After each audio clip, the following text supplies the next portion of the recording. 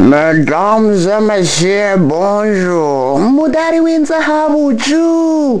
Moi, je viens de la Bulgarie. Njendabazaniye Ubugari. Je suis envoyé spécial de l'Union européenne. Nabonye pesa jamibeni. Dans l'Observatoire de processus de paix. Yaitwara Tassisipe. Dans ce pays africain comme le Burundi, muri bino bihugu bitagira ifiriti nk'Uburundi, Rwanda, Congo Kinshasa, Brazzaville, Congo Kinshasa nk'Uburundi. Dans ce pays occidentaux comme le Gabon, no muri bino bihugu bitagira ibirato by'abagabo, on veut qu'il y ait la paix totale. Bibuze abakiriya n'ababuramatari. On ne faut Burundaise.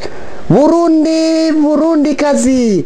Dans toutes ces histoires, rien n'est né. Mobituzi katwa kimwe ngiki.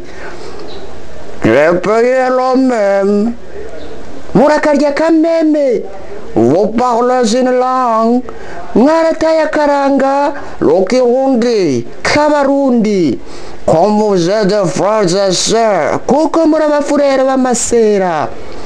Ogoteragalo, terana imigere na ntaryo, bautisez votre pays, muvuye kubatizwa, gagner le chemin du développement par réconciliation, no kuganyira mama concilier.